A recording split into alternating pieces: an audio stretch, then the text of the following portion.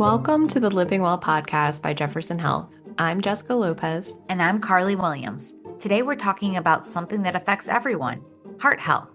And the best part, you don't need a gym membership or fancy equipment to improve it. We're joined by cardiologist Dr. Matthew Delfiner to break down simple, at-home strategies for keeping your heart strong, from movement and exercise to sleep and nutrition. Plus, he shares what really matters when it comes to daily habits and the one lifestyle change that makes the biggest difference. Stay tuned. You don't want to miss a beat of this conversation. My name is Matt Delfiner. I'm a cardiologist at Jefferson, specializing in advanced heart failure, transplant cardiology, and pulmonary hypertension. What comes to mind when a patient asks you how they can improve their heart health from home? Improving heart health can be very simple, but very difficult to do. Luckily, we do have a lot of guidelines out there to help us. The AHA, the American Heart Association, one example, has lists of guidelines. They call it Life's Essential 8, of just 8 different things that anybody can do from home to really improve their heart health.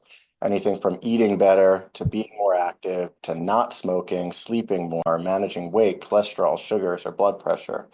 All of those can be done to really help somebody's heart health. One thing I think that is really straightforward is being more active and not being sedentary. Those are really 2 things that people can do from home to help their heart health. Can you speak more about why being sedentary is so detrimental to our health and heart health? Being sedentary, another way of saying this is not moving around much. So sitting on a couch, at a desk, working in front of a computer all day, can lead to higher cholesterol, can lead to higher blood sugar and diabetes, can lead to more stiff blood vessels. What that means is more strain on the heart. Higher blood pressure increases the risk of the future of a stroke, of a heart attack, of developing heart failure. The more sedentary you are, the more you're sitting, the higher the risk of that happening in the future. So things you can do, well, you can not be sedentary, which could be something as simple as standing rather than sitting, to taking the stairs instead of taking the elevator, to being active, doing physical activity. Doing physical activity isn't necessarily the same as not being sedentary. Being physically active means exercising. And exercise really has been shown to improve heart health in the long run. And are there any specific recommendations you can offer from people who work from home? From wherever you work, if it's from home or from an office, try to sit as little as possible. That can be very difficult for some people. It can get in the way of their work or their livelihood, but standing up, walking around whenever you have a second, take a meeting while standing, while walking around your home office or wherever it may be, and remind yourself that, I've been sitting for a while. It's time to get the blood moving, get my feet moving. That's really the most simple thing you can do is try not to sit as much. So it sounds like you're very pro things like a standing desk. If you can make it work, I think standing desks are great for a number of reasons, not only heart health, but it can help a lot of people's back pain, things like that. Standing desks make a lot of sense. And it seems that any wearable tracking device has reminders when you've been sitting for too long. It can be a bothersome alert, but it actually seems like it makes a difference for you to use that as a reminder to get up and just take a walk around. Sure, anything to remind yourself to stand up, whether it be a physical activity monitor like a watch, or just a reminder, an alarm on your phone for every hour or so to stand up. What you don't want to do is feel bad about yourself for not following the instructions of your smartwatch. And that's where smartwatches can be a bit bothersome, in which you don't always have the ability to stand up. So if you have your watch vibrating, telling you what to do, and you're not able to do it, it's important not to feel bad about yourself and not to blame yourself. And you talked already a little bit about a way to combat being sedentary is being active, and those sound the same, but I know they're different.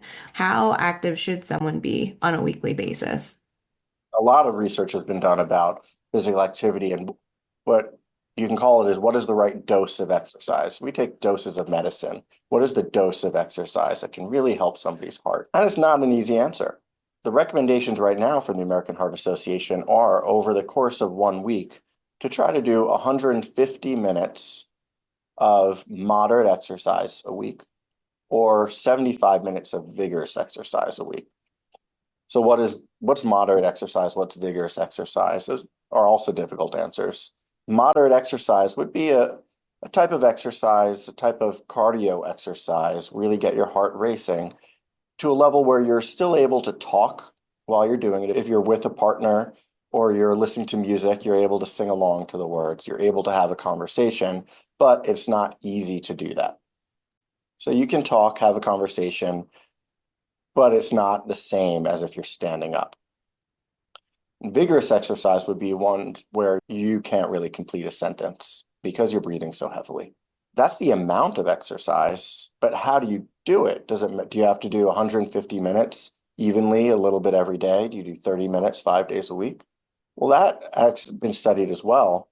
There have been studies that look at people called weekend warriors, people who really only exercise on the weekend, and they concentrate their exercise to those 2 days. And even concentrating your exercise, your 150 minutes or your 75 minutes, just 2 days, still has really significant cardiovascular benefits. Really good for your heart health to exercise, even if it's only 2 days a week, as long as you're getting your minutes in. And if someone isn't used to exercising, how cautious should they be when starting a new exercise routine? Could you wind up hurting your heart health by pushing yourself too far? Going from 0 to 60 in a short amount of time can be very difficult and can be harmful, not just for heart health, but for your muscles as well. If you're not used to exercising, you could strain a muscle or even worse. So if you're not used to exercising, but you are otherwise healthy and you don't have significant heart disease, then it makes a lot of sense to start slow. You don't have to do 150 minutes your first week. Do as much as you think you can handle. You listen to your body and you do a little bit, a couple of minutes here and there, but you know that you're working. You know that you're exercising. You can feel it. And then the next week, do a little more, and then a little more, and a little more. And eventually, you'll get to where the guidelines recommend. But this is not a race. You don't have to do everything all at once. Like hitting that goal of 10,000 steps per day? I'm glad you brought that up, that 10,000 steps. That's also been studied a lot. What is the real step count? How much should you walk in a day to get cardiovascular benefits? It doesn't have to be 10,000 steps. You can start seeing the cardiovascular benefits. You can start seeing the improvement in cholesterol, improvement in blood pressure, and the stiffness of your arteries at about 8,000 steps. But the more, the better. It's not as if you have no benefit at 7,000 and once you reach 8,000, you hit your limit. More is better, and some is better than none. So even if you can't reach your 8,000 or your 10,000, do as much as you can. What about resistance training? How important is it to be incorporating weights into our workouts? The American Heart Association does recommend doing some resistance exercises, working for every major body part 2 times a week at least, which doesn't have to take much time. We're not talking about hours of time, but 2 days a week at least, again, more is better, of working out your arms, shoulders, legs, your core would be very beneficial. As we get older, we do start losing muscles. That's part of the aging process. But doing resistance exercises can help you maintain whatever muscle mass you do have, which can improve your heart health. So we're not talking about being an Olympic weightlifter. We're talking about moving your muscles, doing some resistance work to try to maintain the muscles that you do have. Do you have any recommendations on the best exercises for someone to do if you're just starting a fitness journey? Any exercise is better than no exercise, and the best exercise is the exercise that you're willing to do. So if you know yourself and you know that you hate running, you're allergic to running, then don't run. Find something that you do enjoy doing. Maybe it's playing basketball. Maybe it's dancing. Maybe it's going for a walk with your friends. Maybe when you're walking your dog, walk a bit further, walk a bit faster. Something that you enjoy doing is something that you will do. And something that you don't enjoy doing is probably something you'll stop doing quickly once you start. But anything to keep you active is good. Which lifestyle changes have the greatest impact on heart health? Is diet the most important factor? Diet is a big part of it. We've been focusing on exercise so far this conversation, but eating healthy, eliminating processed foods, high sugary foods are just as, if not more important than physical activity. But I would say the most important thing, more than that, is if you're smoking, to stop smoking. That is a very big factor when it comes to heart health. The most difference a person can make is stop smoking. And can we talk a little bit about the things that we might be doing on the daily that's hurting our heart health? Sounds like smoking is at the top of that list if you happen to be a tobacco smoker. Yeah, so smoking, being sedentary, like we talked about. One thing we haven't really mentioned is sleeping, is not getting enough sleep. So things that we might be doing on a daily basis are staying up late and waking up too early and not getting our hours of sleep, which can harm our cholesterol and our sugar and our blood pressure. What are some of the best ways someone can measure their heart health? And how would someone know if the changes they're making to their lifestyle are actually impacting their heart health in a positive way? It can be very difficult for a person on their own to know, am I doing a good job? The thing with heart disease, the thing with cholesterol, the thing with blood sugars and blood pressures, you don't feel it always. You don't know that you have high blood pressure. You don't know that you have high cholesterol, and you won't know until it's too late sometimes.